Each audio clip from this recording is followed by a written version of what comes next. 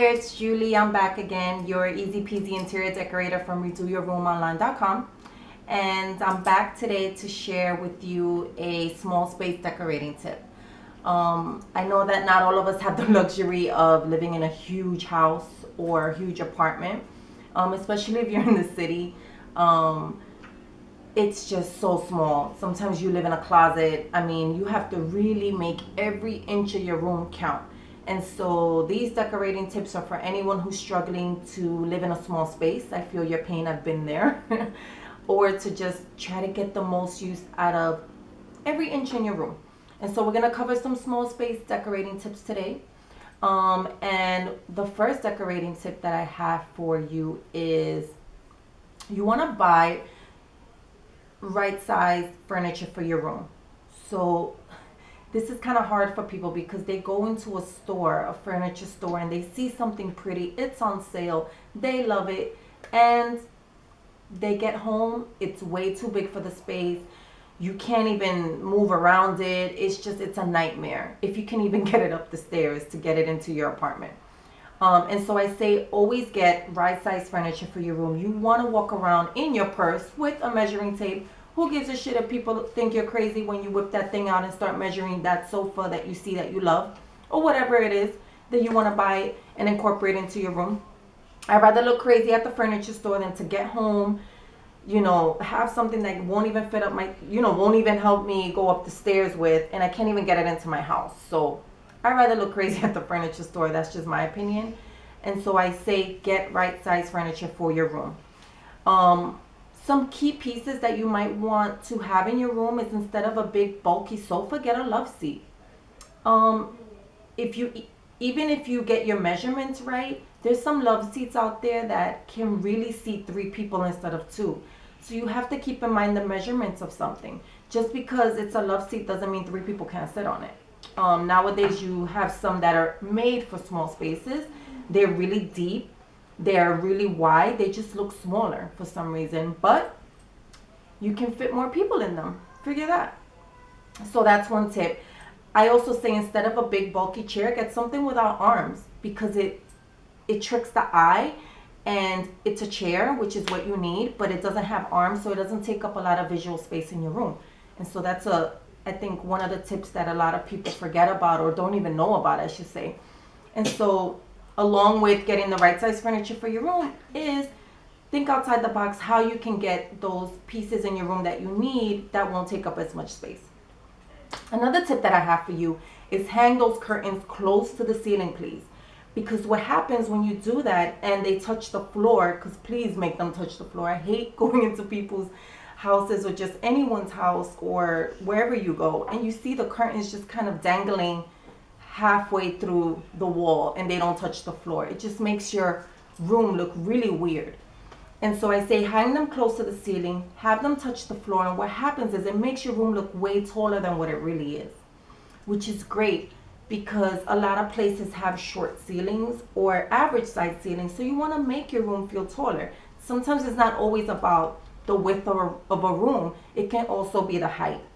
And so again, hang your ceilings, I would say about maybe 2 to 3 inches off your ceiling, because you want to make sure that you can get the hardware on there, because I made that mistake one time. I hung it about 1 inch off the ceiling, and then I couldn't get my screwdriver in there to kind of do what it needed to do. So I was cursing up a storm, let's just say. So that's another tip for you that I have. Another one is use a big mirror in your room. Yes, you've probably heard this before, but it really works.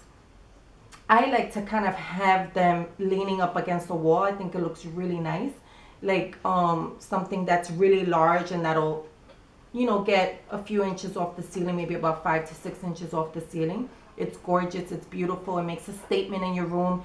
It draws light into your room, which makes it appear lighter and bigger, which is something you always want to do in a small space. You can also, if you don't want to go with a large mirror and you don't want to lean it up against the wall, you can hang it vertically, horizontally up in your wall. You can make a gallery wall of a bunch of little mirrors. The key thing is to just incorporate a mirror into your room. That's the takeaway tip here for you when it comes to that. Another tip that I have for you is use transparent pieces, clear pieces, see-through pieces, whatever the hell you want to call them. Just pieces that or just that, you can see through them. It could be a coffee table. It can be a chair. If you have a small kitchen and you want like a little eating area in your room, get a small table, get two little, not little, but get two clear chairs. And what's great about clear furniture is that, again, it tricks your eye. It's kind of like it's not there, but it really is. Because it's clear, it doesn't take up a lot of visual space in your room. So instead of a big bulky coffee table, you get one of those clear ones, and it tricks your eye into thinking it's not there when it really is. And so you get your coffee table.